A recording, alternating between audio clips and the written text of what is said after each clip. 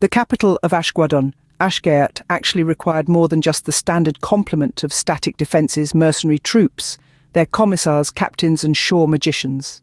Strategic considerations meant that if the Zeranian Grand Fleet was to be lured into a seemingly less hazardous attack on the north, the southern port city would have to be bristling with many potent multi-level threats.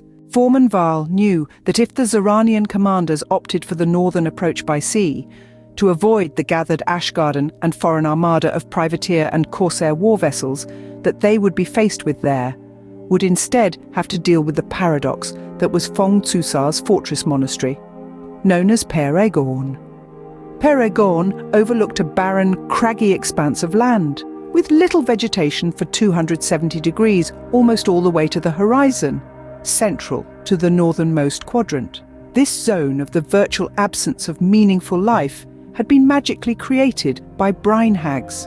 The blighting enchantment on the foothills and highland had to be recast every 3 to 9 months because of the innate fertility of the island. It would stifle any growth of flora in order to enable the fortress to employ more effectively its auto-howitzers, long-range rocket infernal machines, conventional contour pine catapults, and inspired holy heavy snipers, which were all enhanced with blessings from the most wise of Fong Tsusar's order of monks before any battle or siege.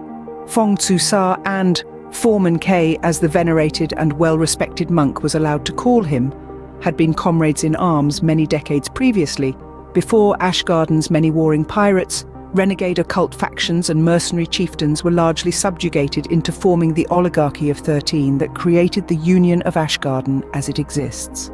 A paradise for mercenaries, be they mundane, marine or magical, as long as they knew and adhered to the agreed terms on the complex code of Ashguardon martial laws, which, although watertight, were notoriously difficult for the average thug to understand. An excerpt reads, "Comprehensive contracts, especially contrived contradiction within contractual constraints with common cause conflict, if consistent or co-contiguous conflicts betwixt containable contending clients, correspondingly continued," page 1158.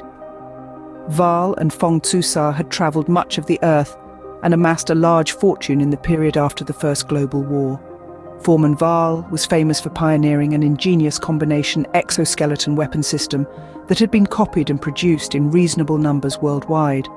The long metallic tines of a downward seismic shockwave generator are driven hydraulically into the ground, projected from the mechanized calves of the behemoth category exoskeleton's reinforced leg armor. Subsequently, but to the casual observer, at that precise instant, a tank of compressed, incredibly volatile liquid gas chemical is released and accelerated with several turbines.